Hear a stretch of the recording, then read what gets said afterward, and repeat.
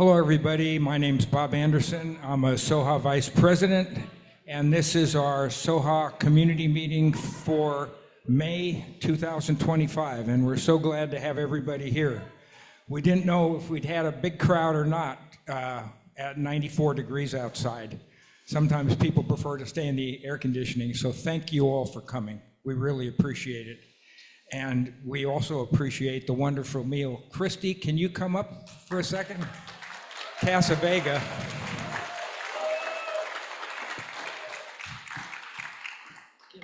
Go over there and you can use that mic. Well, I've got to say this to a few of you who are here tonight, but I have to tell you, of all the things that Casa Vega does every year, the SOHA dinner is by far our most favorite, and certainly we are serving our most valuable customers. So thank you guys. You know, at the end of the day, we are a family-owned neighborhood restaurant, and you guys are who we service, and you guys are who has kept our family in business for 69 years on that little corner, and we're so grateful to you. So thank you. And you can count on us every year to be here, and we stand with the Sherman Oaks community in every single fight. We're in it with you. We love Sherman Oaks and we love LA, so thank you guys. Thank you so much, Christy. Everybody be sure to go out and enjoy some of the food at the restaurant. It's always nice to have it here, but it's great to support them. It's important. Kelly, could you come up and talk about your event? I was at an event Saturday that was absolutely phenomenal. She organized the whole thing. She even got our council member to come, and Mayor Bass. So, well, it was me and some phenomenal committee members. I want to give a shout out to Vicki in the back from our Sherman Oaks Encino Chamber. She was super instrumental in helping with the success. And also Jill Mather from VCC, which is Volunteers Cleaning Communities. They're an amazing organization. We have a local rep, Howard Jaffe, that cleans the streets through VCC on the first and third Saturday of the month. So they're doing some great work. We had Leslie Elkin from BID, the Village. She came out. We had Fran from Paint Sherman Oaks. She was able to get through the mayor's office, who really helped us fast track a lot of what we accomplished on Saturday. We got 4 of the utility boxes painted. So there's one right when you get off the Ventura exit going south on Van Nuys. Right there, it's beautiful with koi fish. There's another one at in front of In-N-Out Burger. There's one in front of Ralph's. So again, that was fantastic. Our event was Saturday, the 17th, and I mentioned it a couple times at our meetings, and we were hoping maybe we'd get 100, 150 people.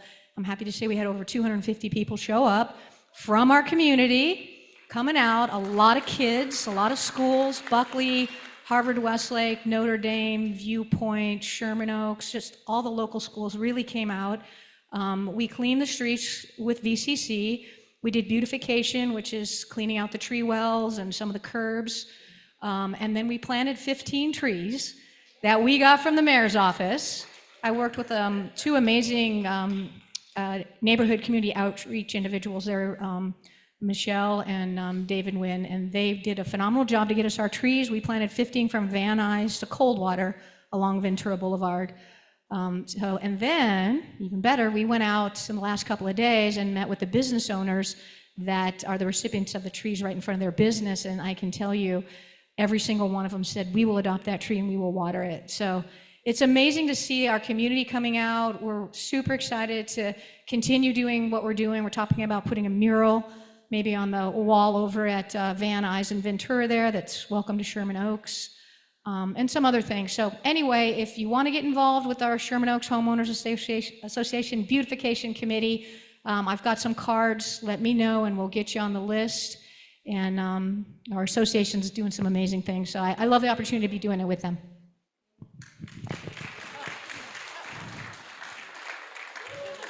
Hold it this way so it gets on the video. Yeah, this was a shirt, and Mayor Bass wore this shirt.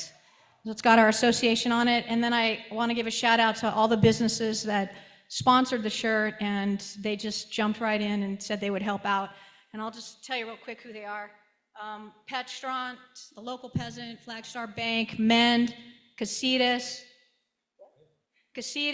Madison Capital Escrow, Taisho, Wood and Water, The Village, KPL Select Mortgage, Michael Oken Group, Mend Urgent Care, and the Valley Free Clinic. So they came out for all of us. Thank you so much. I went, it was a great event. It was a great event in Gelson's parking lot, and I think we ought to do something like it again, because I saw people, when I was driving home, I saw people with big bags of trash carrying them along the middle of Ventura Boulevard, you know, that they could barely lift up. It really helps. It really does. So thank you, Kelly, for everything you do. Mariana, can you come up and bring everybody with you? Then you can introduce them. This is one of our senior lead officers, Mariana Romo. And I think you are north of Ventura Boulevard. Thank you so much, Bob. Again, I'm Senior Lead Officer Mariana Romo, and today our Area Captain Zion is here, and he's also going to introduce our volunteer coordinator. So I'll give the mic to them.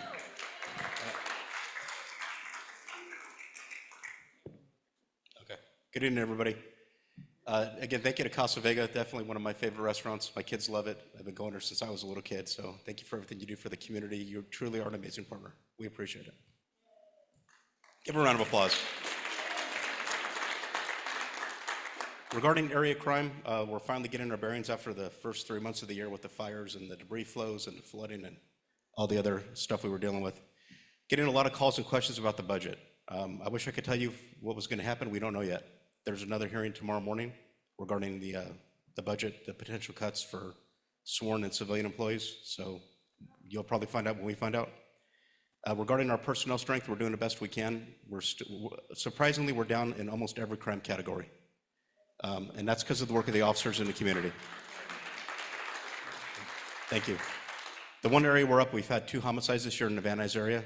The one was the 7-year-old that was killed by the mother. And then the second one was the one over off of Whitsett in Riverside, the one in the apartment building. So tragic, two tragic incidents. That's really sparked the community to come together to get better communication. One of the projects that we're taking on at Van Nuys is to start Building Watch, which is going to be for any residential unit that has over 100 units. And we're going to start scaling that down. So basically be a neighborhood watch for buildings. So we're seeing a lot more burglaries, a lot more activity in apartment buildings, condominium complexes. So we're trying to focus on that as well.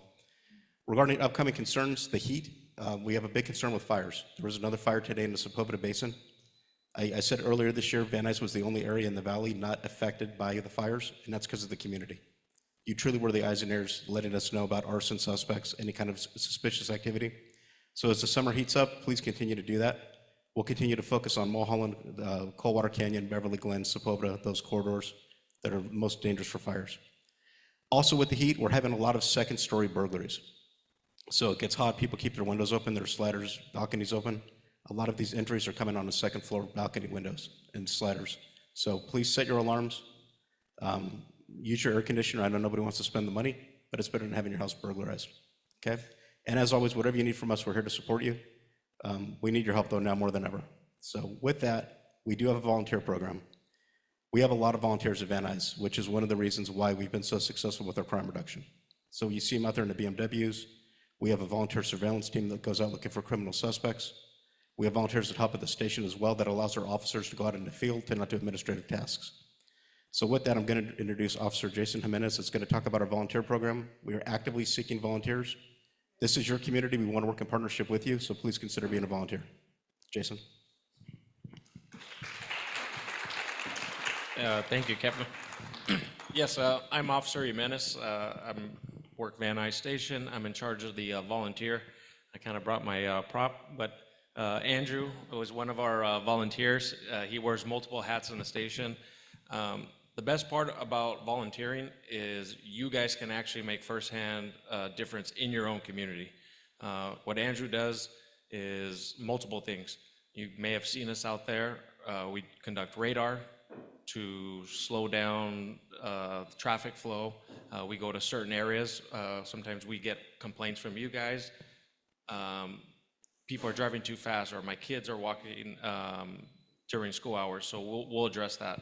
As far as the patrol aspect of it, he'll tell me that, hey, we're getting hit hard by burglaries when referring to the captain. I'll send a team out there and you guys can go and patrol your own neighborhoods. That's another thing that the captain has kind of gave us the go-ahead. If you strictly want to patrol within your area, your neighborhood, your surrounding RDs, have at it. Whether it's 2 hours, 1 hour, 4 hours, 6 hours, we'll take whatever. But it does take all of you guys out there to come help us out as well. We'll get you guys a radio. I'll teach you guys some of our, I guess, our lingo, what to listen for on the radio. We'll give you some crime alerts. But yes, if you're interested, Officer Romo, you could always ask her for application. It's very easy. I'm gonna leave some here as well. And then my email is 38903@lapd.online. Anything that you want to say, add to the program?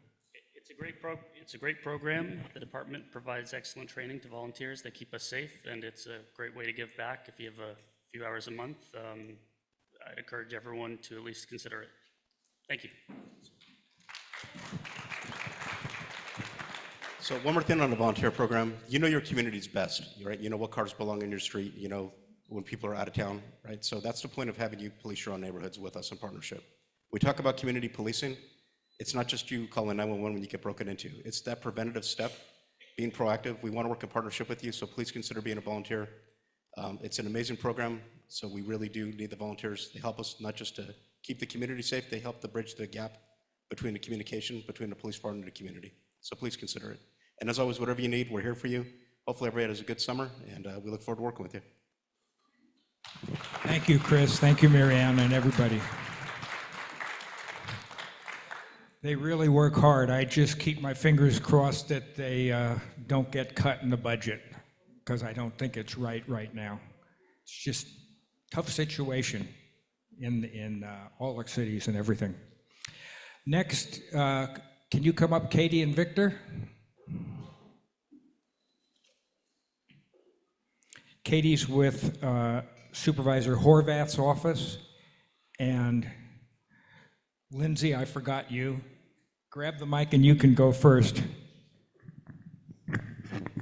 All right, thanks everyone. Hi, Lindsay Imber from the Sherman Oaks Neighborhood Council, the most local form of government that there is. We meet in this room on the second Monday of each month.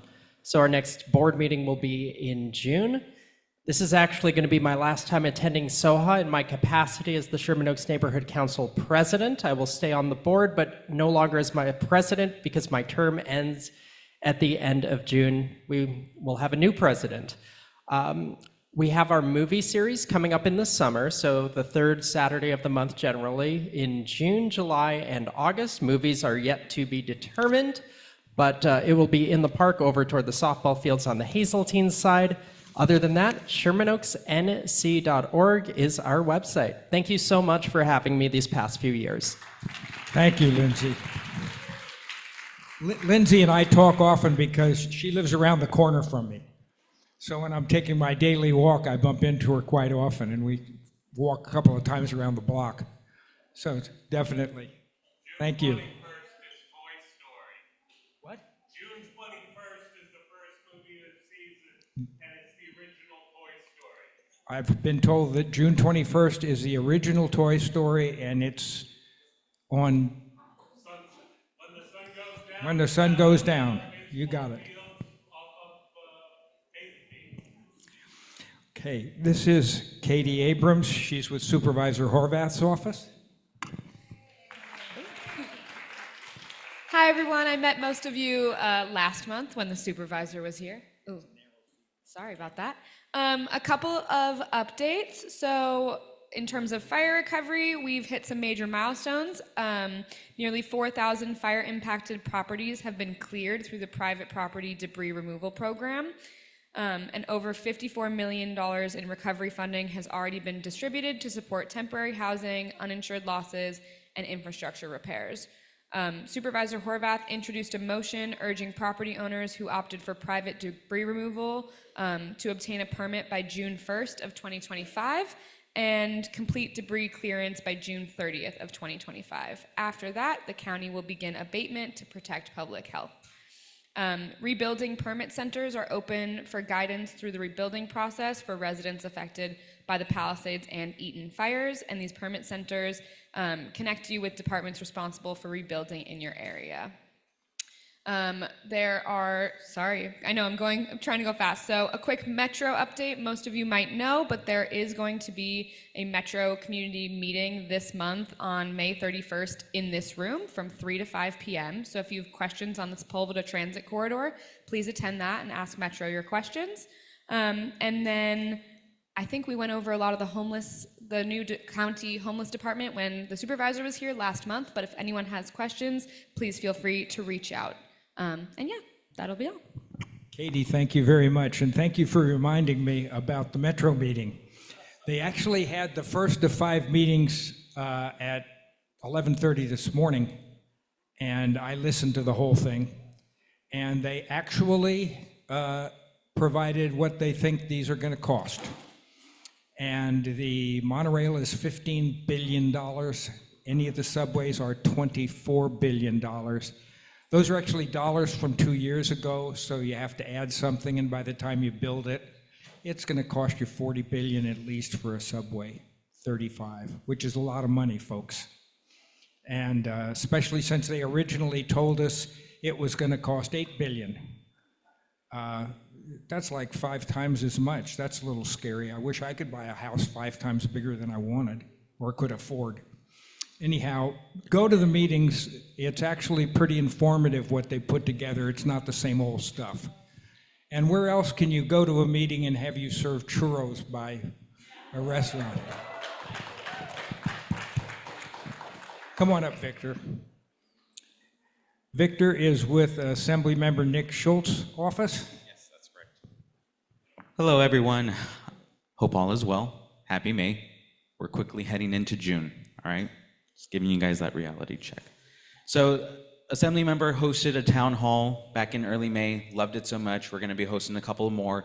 June 11th is the next one. Unfortunately, it's not in person. It's going to be a virtual one.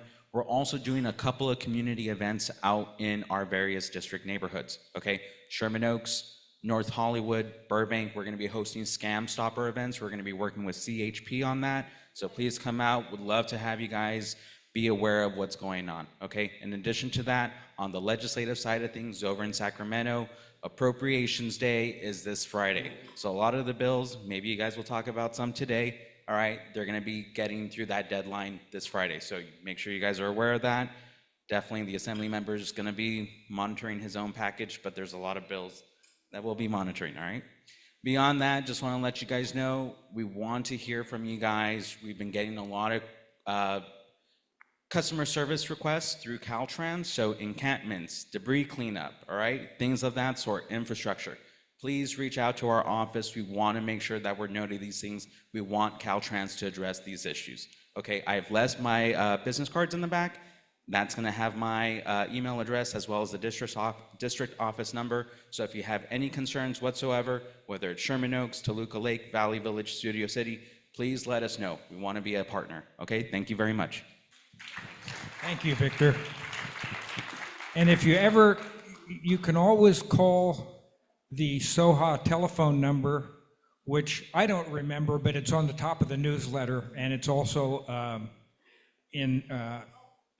available at the top of all our letterhead and the agendas and things. Call them, and we will we'll take the information and give you the contact for how to reach people. We're happy to do that. And you can also email to soha914@gmail.com, and we'll do the same thing. soha914@gmail.com. Okay, I think that takes care of it, and we're going to start the main event at the meeting. Maria and Jeff, you want to come up? I get to introduce my two good friends, Maria and Jeff Kalban. And I'll tell you the truth, I've actually seen this presentation when they were working on it. So they actually let me look at it, and they made a couple of comments, which I always do. But these two people have been working so hard on all of the bills that could really impact single-family neighborhoods. They have actually come up with a plan, and that plan shows how you could build all the apartments or anything else that you need to house everybody who's unhoused on commercial corridors without going into single-family neighborhoods, where there's actually electricity and sewers and water enough with bigger pipes and things so that you could build them without tearing up the street. And Maria's also vice president. There's two of us. And she has even done this and gotten direct contact with one of the authors of these bills in the legislature, Scott Wiener, Senator Scott Wiener. She can talk to him. And you know, that's critical. Jeff heads the Sherman Oaks Neighborhood Council Vision Committee and the Planning and Land Use Committee. I'm on the Vision Committee, so you can see we all kind of know each other and work together in that. But they're going to be going through this tonight. We're going to do it a little differently toward the end of the meeting. I've gotten a few questions in writing, but the problem is that so few people know what this is all about, they don't know how to ask a question about it. So we're going to open up the floor after the meeting, and we'll bring you a microphone, and then you can ask your question, and they will answer it. But first, we'll let them go through this, and it should be very interesting. Are there going to be copies of the charts available that we could post on the website? Sure, we'll post those on the website on the front page. Remind me, and then you'll be able to get these charts if you want to see them. So with that, I'm going to get out of the way and hand them the microphones. Thanks, Bob. Well, it's nice to be back in town because Jeff and I have been meeting with a lot of communities, and it's just nice to talk to Sherman Oaks. So housing is complicated. And in this short presentation, we're not going to get into the complications of why we don't have more affordable, why we don't build more, why we're not building enough, whatever. But we hope that you will understand better the context of why single-family neighborhoods seem to always be the targets for Sacramento. We also want to discuss a specific bill, SB 79, and sort of also give you insight on the legislative process and how you can engage in that process, because all our voices together matter, but one voice doesn't. So with that, you all know that I started United Neighbors as a statewide coalition of neighborhood associations in order to inform and educate residents that so they had a voice in Sacramento, because what happens in Sacramento matters to all of us. It impacts our lives. And many of us don't even know who our representatives are in Sacramento, and because they don't hear from us, they tend to vote for bills that are partisan based, you know, because they're partisan, they'll vote Democratic or whatever the leadership tells them, rather than be informed by what concerns us. So it's really important that we begin to engage. Sacramento yearly attempts to pass housing bills that put apartments in single-family neighborhoods, even when we have plenty of capacity to add more housing in our communities. So we want to look at what we think are some of the reasons that we are a target. So during the 2008 financial crisis, thousands of privately owned homes went into foreclosure, attracting Wall Street investors and speculators eager to seize the opportunity to buy distressed properties. They weren't interested in becoming homeowners. They were interested in taking advantage of a long-term business opportunity. As the housing market recovered, they emerged as major landowners with huge, valuable portfolios. This is not unlike what's happening in Altadena and the Palisades now. You hear of residents that are alarmed at how many properties that are distressed are being bought up by developers. And we know that like 2 weeks after the fires, we had lobbying groups like Abundant Housing saying we needed more and we needed to be able to add more density in these neighborhoods. So these investors aren't interested in owning a single family lot. Their holdings would become more valuable if they could build more on each lot. And because the more you can build on a piece of property, the more expensive and valuable it becomes. It's really like a monopoly game. You can have a property with one house, but if you can do 2 or 3 or build a hotel, or in this case, an apartment, you're actually the winner here. And that's how you maximize your investment. So in order for this to happen, they needed to change zoning laws. And changing these laws require these investors to find willing lawmakers. And with plenty of cash in their pockets, investors found plenty of eager legislators willing to introduce bills slowly to chip away at local control, making it easier to build whatever and wherever they wanted. So with well-paid lobbyists to spread the word, groups like EMB, Abundant Housing, and Streets for All cleverly reframed the conversation so that the public didn't see this as deregulation as a land grab, but rather as an answer to social justice and affordable housing issues, claiming that opening up single-family neighborhoods offered housing to people unfairly excluded from home ownership. But replacing single-family homes with apartments that keep families renters isn't the answer to past injustices. Building affordable entry-level homes that is what young families want but aren't getting. But even when we present plans that would add starter homes along commercial properties that face our single-family neighborhoods, or adding just affordable apartments along underutilized commercial corridors like we did when we worked with the housing element, it doesn't satisfy Sacramento lawmakers or even some of our local electeds, and certainly not the special interests behind them that just want deregulation. So we learned quickly that their push to add apartments in our neighborhoods is driven not by need, but by greed. And that's why every year we fight these bills, and every year they have another reason for introducing them. So let's look at this year's bill.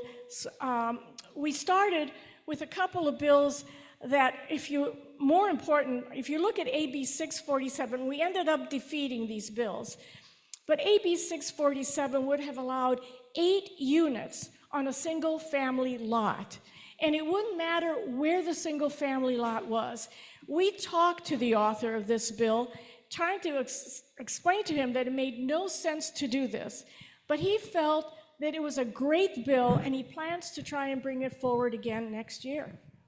And one thing everybody has to understand is that if any law allows 5 or more units on a single family lot, that changes your lot from being single family to multifamily. And once it's zoned multifamily, that means anybody can build an apartment house on there and get density bonus and build quite a large apartment house on your property or your neighbor's property.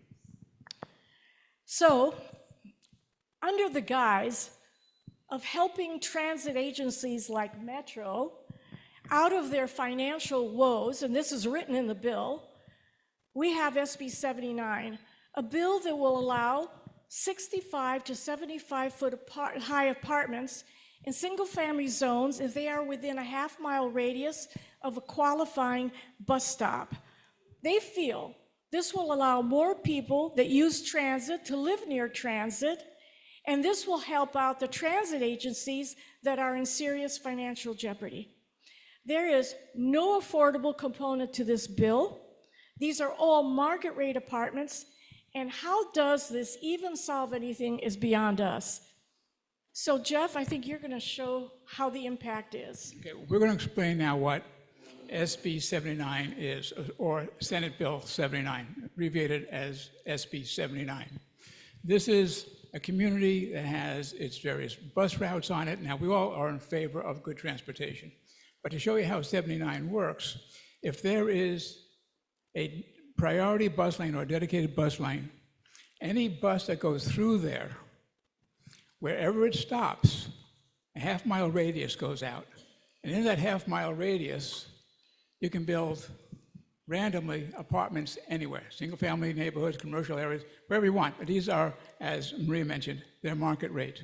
So now the next stop, again, every time you stop, half-mile radius goes out. And there you go, and you can build apartment houses randomly wherever you want. Again, these are market rate housing units. And they have the same incentives that the state has for affordable units. So why would any developer ever use any of the initiatives that the cities put out to try to get affordable units? So this kind of kills all the incentives that have been happening to try to help solve our affordable housing crisis. These are also by right, which means you have no input. If the property next door to you sells to a developer, he can do this, and there's no input that they will take from you. Okay, we're going to continue our bus route, so it comes down, more apartments pop up randomly, turns the corner, again, some more happen. It doesn't matter where they stop. Once you're on this path, the apartments keep happening everywhere randomly. And we worked with many people in this room on the housing element for the last couple of years, and we fought up the zoning of our single-family neighborhoods because we know that this housing doesn't belong here in the communities. It belongs on our commercial corridors. That's where the buses are. That's where you want to develop it and want to enhance your communities. So now to go into some more detail about exactly how it impacts Sherman Oaks. In Sherman Oaks, we have currently a priority line on Ventura Boulevard for a 240 bus route. We have one on Sepulveda for a 234 bus route, and we have the orange line. So at every stop, the half-mile radius goes out. And if you look up at the map, you can see it goes way south of Valley Vista. The one on Ventura Boulevard goes north of the freeway. On Sepulveda, it goes all the way beyond Kester. And the orange line encompasses a huge part of Sherman Oaks and Van Nuys. Now, these are just what's there now. But HLA is an ordinance that was passed a year or so or 2 years ago. And every time they remodel, repave about 1/8 of a mile of street, they have to put in a priority bus lane. So they have to put on a priority bus lane that's going to end up being on Van Nuys every time they repave it, on Hazeltine, wherever a bus goes. So these circles are going to cover everything eventually. And for the Olympics. Right. And I was going to say, for the Olympics, we've been told that they have a transportation committee that wants to put transit priority bus lanes in so they can shuttle athletes between the different venues. And it's not that we're opposed to any of this, but those dedicated bus lanes will stay after the Olympics go. So there's even more areas that are going to be impacted.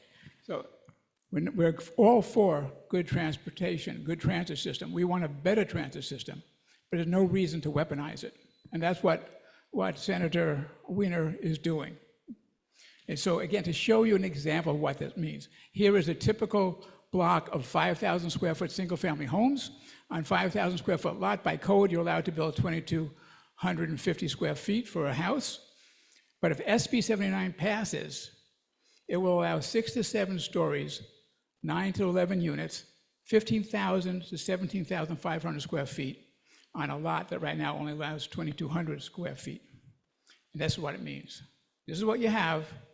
This is what will happen. And this will happen with no say from anybody else. To give you, before I go there, another thing, as was mentioned earlier, there's no infrastructure in our single-family neighborhoods that can support this type of development. The pipes are small. On the big boulevards, they are larger, and they go down geometrically as they go to secondary and tertiary streets. So the scale of development here will not be able to handle all these apartment houses, and they're going to go up incrementally, randomly. So what's going to happen? Eventually, somebody's going to have to pay to upgrade all the utilities in the street. And who that's going to be? It's going to be us. It's going to be us in our taxes and us in our utility bills. So we're going to end up subsidizing these developers. Here's another example of what it means. Okay, here is a house in Sherman Oaks that's within that half-mile radius, and without any say-so from anybody or any notification, this can happen next door. A 6-story apartment building can go up. And because it's within a half mile of a transit system, they don't even have to have any parking.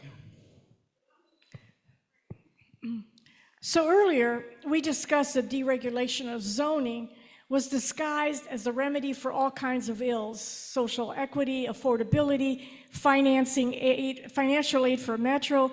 Last week, the lobbying group Streets for All pushed the city of LA to support SB 79 because it could be the solution to our budget crisis.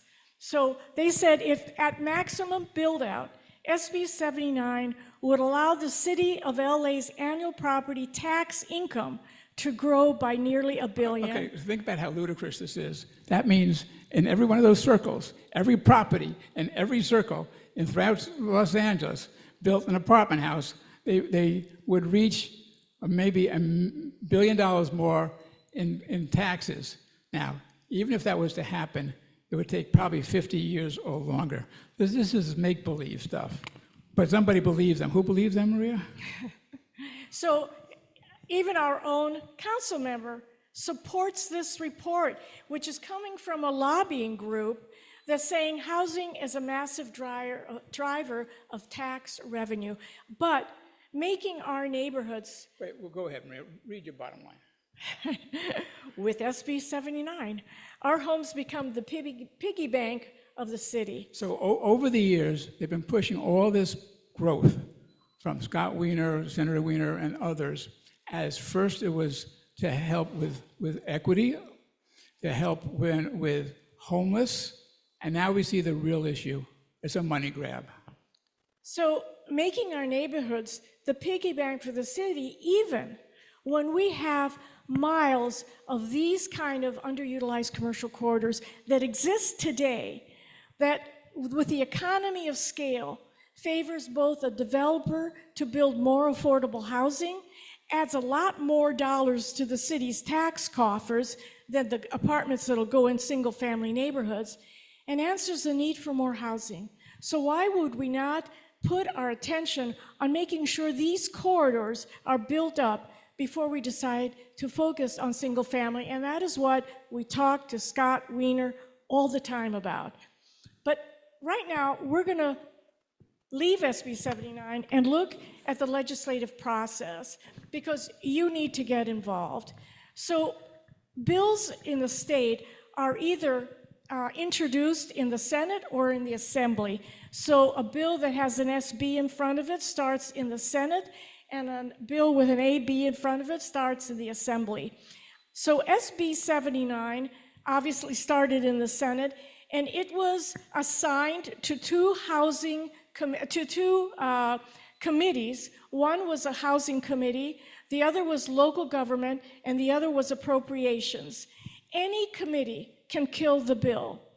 Generally, the House where the bill is introduced does not get stopped very easily because these are people who are working with colleagues, so they try to amend it and make things good for them to keep going forward. But this year, SB 79 got a lot of pushback. A lot of cities oppose it, a lot of communities oppose it, and every one of these committees, the housing and the local government, passed only by one vote. And that is particularly unusual in Sacramento. So they have a lot of... One reason is because Scott Wiener has a lot of clout. Right. But he also chairs the budget committee. Right. So he's got a lot of power, and they were very surprised that his bill got roughed up like this. So right now, on last Monday, they were heard in the Appropriations Committee. The vote is going to come out Friday morning. So we'll know at that point whether it goes forward. If it does, it then goes for a full Senate vote. And if it passes there, it then goes to the other house and starts the same process all over again. And that's what's happening with both houses. They pass in their house of origin and then goes to the next house. So there's a lot of opportunity. Can you advance it? There are a lot of opportunities to get engaged every time there's a committee hearing, we can write letters. Every time there's a floor vote, we can write letters. And every time it goes to the next house, we write letters. And we have done exactly that. Our group has sent thousands of letters, and we know that because we've heard back from a lot of these people. So if you go forward, yeah.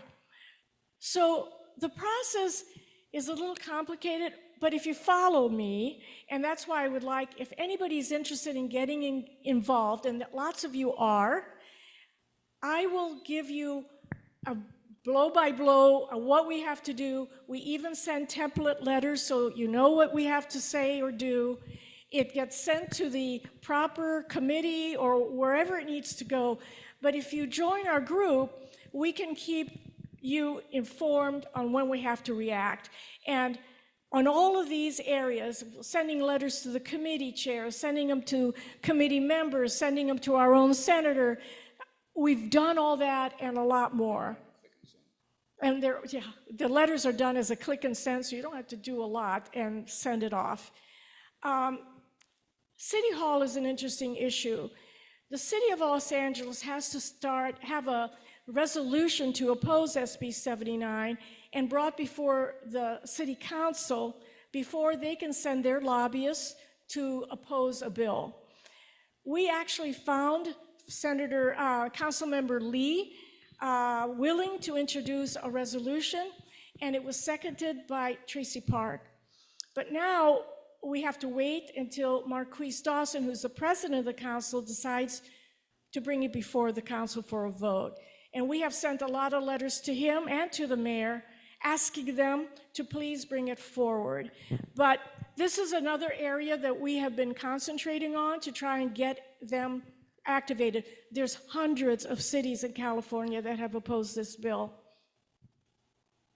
So this happens to be the resolution, and it's a very simple resolution. The city was going to oppose SB 79 unless amended to exempt municipalities with a state-approved and compliant housing element. It is what we all passed less than 3 months ago. It was a hard 2-year process. The city spent millions of dollars doing the housing element, and this bill actually negates an awful lot of what the city has worked so hard to do. So we don't think this is a tough resolution to pass, but everything is politics. So we don't know where this is going. So we will keep trying. We've defeated 2 of the 3 bills so far this year. This is the big one, and we have to defeat this one too. So everybody needs to work together. And I do have to say that we have really been successful. We have partnered with a lot of communities and a lot of groups all over the state. So we have been sending a lot of letters, and they've been very impactful. So we've been feeling very good about what we've done here. So it wouldn't be us if we didn't offer some solutions. Okay, so here we go. Our future rests on revitalizing our commercial corridors. It does. This is where we have typically 1-story building surrounded by a lot of asphalt, and they're not really pleasant to walk by. You don't walk by them. But if we do this right, and this is why we work so hard with the planning department, the mayor's office, to get the housing element, to leave our single-family neighborhoods alone and concentrate the development along these corridors. So here's an example in Sherman Oaks. This is the El Torito shopping center on Ventura Boulevard and Van Nuys, and we all love El Torito. No one's saying to take it away, but this is an example how development can enhance our community and create a place that has retail, it has housing, it has a place to gather. Right now, if you just put apartment houses that don't need any kind of input, you're going to get just blocks and blocks of buildings. We want to make it so our community is enriched. Apartment buildings don't belong in single-family areas. They belong on commercial corridors where new housing can be created, because here's where we have the infrastructure to support more affordable housing, because of economy of scale, and where we can create our own neighborhoods that will enhance our communities. And what we are proposing is to buffer these new 8-story apartment houses, that's what's being proposed, across from single-family areas by having townhomes put in. So these townhomes give us a chance to create new, affordable, single-family homes, starter homes. So what will they look like? They can look like this. We need new, affordable starter homes for our kids, for people eager to share in the American dream of home ownership. So join us, and let's make this idea a reality. Again, we've been working with planning on this in the mayor's office. This is getting close. Okay. For generations, people have poured their life savings, hopes, and futures into their homes, expecting a fair return, not just in value, but in peace and stability and a sense of place. When families buy into single-family zones, they do so under the tacit promise that the surrounding environment will remain predictable and stable, not suddenly transformed by policy shifts or zoning changes. So, to close, we don't want anybody to go away thinking that we're saying no housing. There will be more housing, but we think it could be great housing, and it could be the beginning of our new neighborhoods, and they can be fabulous. But if we don't fight for them, we'll lose them, because greed should not be the reason we lose our homes. And so with that, we are done. And if you want to contact Maria, this is her email. Yeah, my email address, if you want to be part of my email list of, so you get my messages, please send me an email. I'm happy to add you to our list. As I said, we did not get too many questions because this is so complex, it's hard to ask a question about unless you know. And I will get to the audience in a minute when you raise your hand. We did get a few. What are the chances, in your opinion, that the council will support a ban on, oppose SB 79? Support a resolution opposing it. We think we have the votes. We know that there are about 6 council members that always vote for more housing, and they don't care where those are. But we think we have the rest of them that have shown an indication that they want to support the housing element, and we think if it goes before them, we have a good shot. What about our local reps? Let's say our council member, our supervisor, Nick Schultz, our assembly member, Henry Stern, our senator. Henry Stern has said that he will be a no on this vote. Again, there's a lot of pressure on these people to vote according to what the leadership wants, and they want to pass this bill. So we keep adding pressure to Stern so he doesn't change his mind. And he needs to know he's got a lot of people behind him, or he's not going to take the risk. Nick Schultz, we had coffee with him. He understands how horrible it is. We'll start working on Nick Schultz the moment this bill goes to the assembly, if that's what happens to it. And Nithya Raman, we think she probably will support more housing. Horvath. You know, we're not sure where she stands. She's very understanding of what we're talking about. She has not come out. These are all very political. They hate to come out and state where they're at until they see how far along this bill goes. That's what happens with the mayor also.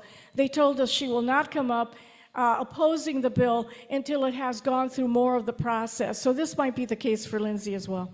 One last question. What about affordable housing? Why did they not include it? Do you know why? I mean, it seems that this person asked a question. Everybody wants to have affordable. Everything you do, you get better deals if you go affordable. Right.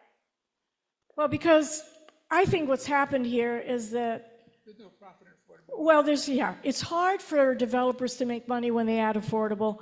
And what Scott Wiener is being asked to do is get deregulation passed. And he's saying that as long as you build it, eventually it'll become affordable. And that's what he's going by.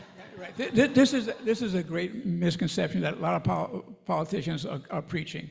The more we build, the cheaper housing will come. Now, they talk about supply and demand. If you have an overabundance of strawberries, you're going to drop the price. But developers, I'm an architect, developers don't build unless they don't even go ahead with architectural drawings unless they know they're going to have their profit at the end of the 3-year cycle of construction. So it will never happen. The developers will never build to lose money. And here's a question from Diana Davies, D-A-V-E-S. I'm a 52-year resident on Greenleaf Street. My lot was divided in the 1970s for 2 houses. Could the proposed new laws allow apartment buildings on both sections? It's a flag lot.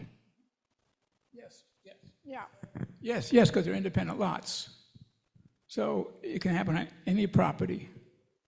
If it's within that circle of SB9, both of them could have apartment houses on it. We have another question, but it's really about the mansionization laws and some other things which Marie and Jeff can't address, so we'll do that. Tom or Kelly, do you want to pick the mic up? If you have a question, what we'd like you to do is come and talk to the mic. The reason we do that is because the people on the Zoom meeting and watching the video won't be able to hear the question. There's a switch on it. Yeah, just remember to turn it on. So come on up with your question, Nancy. I know you had one too. Nancy first. Talk close to the mic so it, yeah. I'm never giving this up. Thank you, Maria and Jeff. You're just awesome, both of you. Appreciate you. Maria, do you want to give your United Neighbors website address? Yeah. Because that's not up there. I think that would be good. I think you're right, Nancy. It's United Neighbors, one word, .net. So thank you. Yeah, so it wasn't really a question. I just thought that Yeah, would be thank good. you. But thank you. Keep us posted. We're always You're great. willing to roll up our You've sleeves. been pretty active for us. Thank you. I appreciate it. Anybody else have a question? Just raise your hand and please ask them. You've got the experts here, so it works out really well. Can you come forward a little bit? We got a short cord. Okay, you didn't bring up the phrase mixed residential, retail residential, which is usually what you're talking about. First of all, are you going to support this in Sherman Oaks, or are you totally opposed of it happening in Sherman Oaks for them to do the residential retail? Because you happen to show El Torito with the overlap of the the residential on top of that. But are you for that? Because like when the Ventura Club went out and they tried to put a drugstore in there years ago, the community, because there's a house in back of it, they opposed the door entrance from the rear. They only wanted it from the front. They eventually took off and left, and then Paquito Mas took over, okay? Are you going to oppose that, or do you not want it in Sherman Oaks whatsoever? Oh, are we opposed to commercial being built with apartments above? Is that what you're asking? Sherman Oaks, yes. Yeah, no, we're not opposed to any of that. If it's on our commercial corridors, we think density can be a good thing for the community. What about if it's like south of the boulevard, it's going to be near houses, something like that? Well, that's why we want to say that if it faces single-family neighborhoods, we wanted them to allow a little townhouse to be built there to buffer you from that height. That's what we're trying to do, and that's what the city says that they could do that. It's a process, and that's what we're fighting for, because this is how we can add new housing for young families, and it would be less of an impact on the single-family neighborhoods. Okay, but you're for it in Sherman Oaks, even in Sherman Oaks, you're not going to oppose it in Sherman Oaks, though? First of all, the city housing element that's passed is right now is going to be put into the code via what's called the community plan update. You should all get involved, come to our vision meetings. But what happens, they're rezoning Ventura Boulevard, and they're going to allow between 3 stories, 8 and 9 stories, depending on what benefits you go for. Yeah, they've done it in Encino already. If you look in Encino. Right.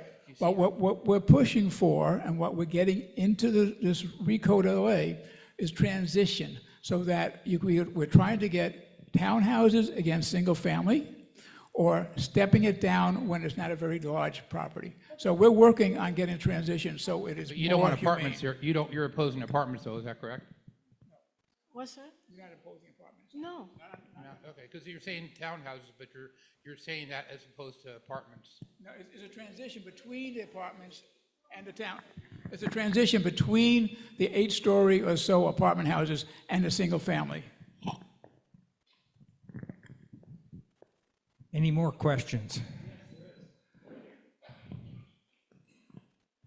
How is this being dealt with by Beverly Hills? How is this going to what?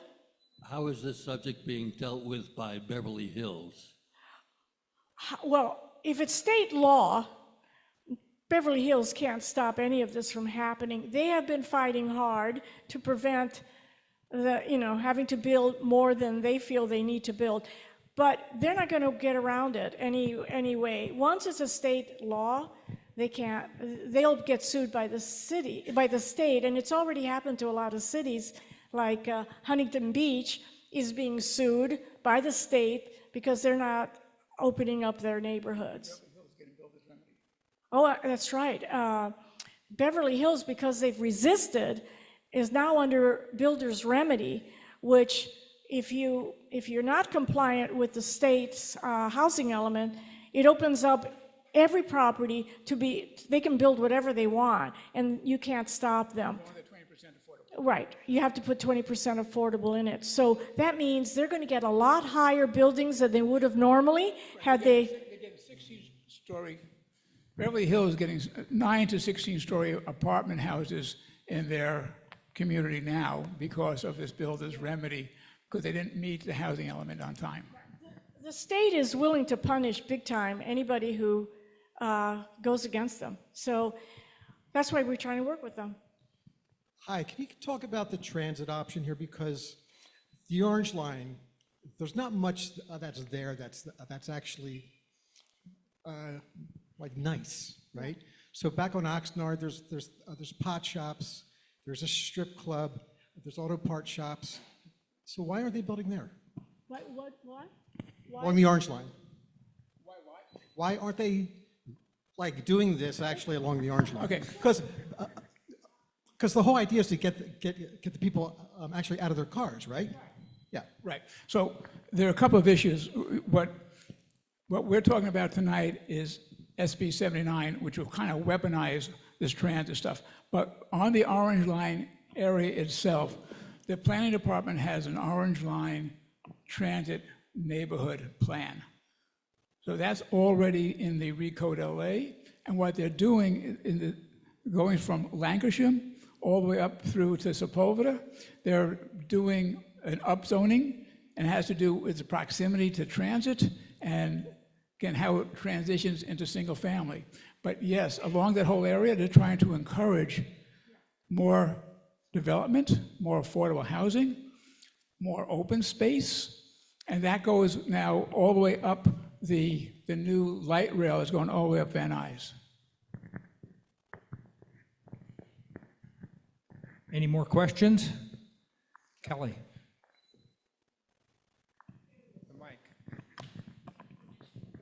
It's not really a question, but I'm a mortgage broker, and I'm glad to hear that you are promoting home ownership. It seems like there's such a big push for apartment buildings for renters, but we're not building a future for the young families that want to buy a home in their community, work in their community, raise their families in their community. Your idea about the townhouses is fantastic. The number one problem my first-time homebuyers have when they come to me to try and qualify is they can't afford it. Right. A $1.5 million minimum starter home. You can't get it. So they've got to start thinking about expanding housing, not just for renter units. But Absolutely. for homeownership. And to your point, when you talk to young families and young people, they are totally locked out. They cannot afford to get in. And that's why they're angry. And then they join groups like this that say, let's get into single family neighborhoods with an apartment. But that's not going to get them a home. And that's why we've been trying to get the city to accept the idea of starter homes. Otherwise, nobody who's young is going to get in. So, yeah, absolutely. Because all they ever talk about in terms of housing is rental housing. Yeah. Think about it. Build apartments, which we need those. Right. But we need affordable housing for families to start out and afford their home. Matt Epstein was my mentor, so I'm in a good one. I want to thank you because this is a republic, and I think the American public has forgotten that. It's our country, It's our government. They work for us. And I applaud you. I mean, I'm new to this organization, and I'm in shock at your passion. Thank you, thank you. I think the important thing is we need to be knowledgeable. So we vote for the right things and we know what's going on. So I'm sorry, I walked in late a little bit. I'm just kind of missing some of the information. Could you speak up a little bit? We can't Yeah, really I hear. walked in late a little bit, so I'm missing some information. But as an homeowner, are you saying you're trying to pass the law that we could have 2 units above each other, like a townhome? What are you trying to propose? Like a townhouses? We're just, on the town, She missed a meeting. She came in late. Oh. She doesn't know what we're about. Okay. What we're fighting. Most of this meeting was about fighting bills that want to put apartment houses everywhere. That I know. Okay, But so what's what- the solution for single-family homes, for young adults who want to buy property? it's the idea that a lot of these commercial properties back up onto single-family neighborhoods. So we're saying, if you're going to build apartments there, on the side that faces single-family, let's put townhouses or attached single-family homes that allow younger people to afford a home, a starter home. Because right now we can have the garage converted to 2 ADUs. You're allowed 2 ADUs in a property. So you're saying instead of going in that direction, having No, we're just saying that what you're talking about is an actual single-family property can now split it, they can put a Yes. duplex, you could do Yes. ADUs. We're talking about the property across the street that's commercial. There's sometimes face single-family neighborhoods.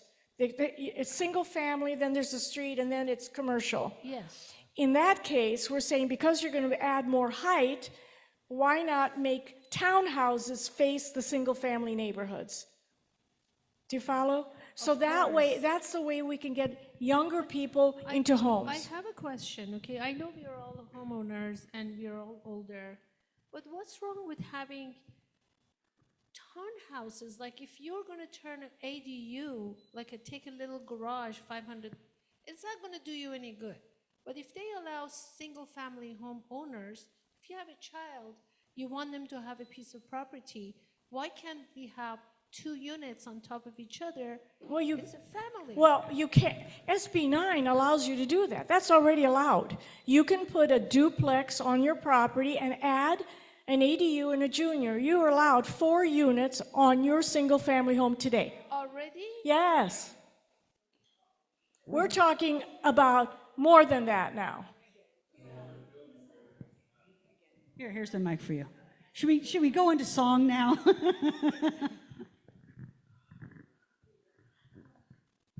Well, that was your first mistake, was the converting the garages and possibly the ADUs.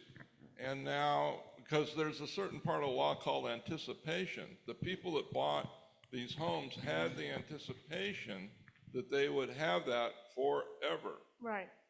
And I don't understand what kind of attorneys they are hiring that are allowing this to go through unless they're getting paid off. Well, is Tom Glick still here? Tom, are you still here?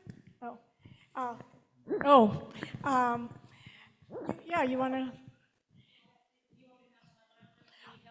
No, I just wondered if Tom was still here, because he could address it, because I think when we've talked to Tom, who used to be with the planning department, he says no one guarantees any zoning isn't going to change your single family to multi or anything else. But we assume that's what we're buying, and no one is telling us otherwise.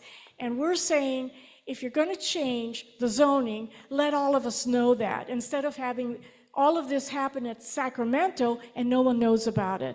So if we have an open discussion on it, that's one thing. But what's happening is no one knows that this is being discussed in Sacramento today. Our governor, our mayor, our council members are not talking into the mics on the news about the fact that they're going to allow apartments in single-family neighborhoods. Most people think that if you live in a single-family neighborhood, it's going to always be there. Okay? None of us thought that it could be rezoned and taken away, but it can be, and these people are doing it very quietly. They do the outreach that they have to, But it doesn't mean that many people hear it. And we should be shouting it. They should be shouting it. They should be saying, if we're going to take away your single-family neighborhoods, let's all talk about it. Let's put it to a vote. But they're not doing that. They're doing it kind of behind closed doors. Yeah, to me, it's terrifying. I've been seeing this approach being on Jeff and vision committee with the neighborhood council. It's absolutely terrifying. And if one bill doesn't work one year, they bring it back the next. If that one doesn't work, they write another one that's sort of a son of that, and they just keep coming back. And it's terrifying. Yeah, when we've talked to Scott Wiener, who has this bill, and told him if you have a compliant housing element, which means all the cities in California had to have a housing element that actually shows the state that you can build all the housing the state is telling you have to build. And it has to be at certain percentages of affordability. I mean, it's a real complicated issue, document that they have to do. But when I said to him, if you're compliant with that, why would you need a bill like this? And he says, well, because most of the cities in California are going to be compliant with it. So it's like, so what's the point? So that goes back to, what is the point? Why are you doing this if we are already showing you we can do the density that we need to do? Blackstone has invested $17 billion in residential property. Blackstone. Okay, that's just one of these big retail investment trusts, real estate investment trusts. And so, as Maria said earlier on, if you look at your property, it's worth a certain amount of money. What Tom's giving some signals. It's worth a certain amount of money with a single-family house. But if I have something that I can put now 2, 4 houses on, or an apartment house, all of a sudden my portfolio has skyrocketed. I've made so much money on paper, my stock go up, and I've become even richer. This is the pressure that's being put on the politicians. These people have lobbyists who can spread around a lot of money, and that's what this is all about. It has nothing to do with social equity. Yeah, no, I just want to thank you so much as a new homeowner in Sherman Oaks for standing by homeowners who already pay a lot of taxes, but a part of it is the peace of mind, just not the noise factor, but the quality of living, and you work your whole life to have a place like this. I just want to thank you so much for fighting for the homeowners. I'm from Omaha, Nebraska, and I don't think they have to do that in Nebraska. They have a lot of land. But I do want to thank you because it's just the quiet, just the apartment building, the noise factor, that there's a sense of peace in our community. And I live near Nancy, and she's amazing. Thank you so much for fighting for us. Well, we're fighting for you. We're fighting for young families. We're fighting for renters that want to live in Sherman Oaks. I think it can all happen. And just think how beautiful our community can be.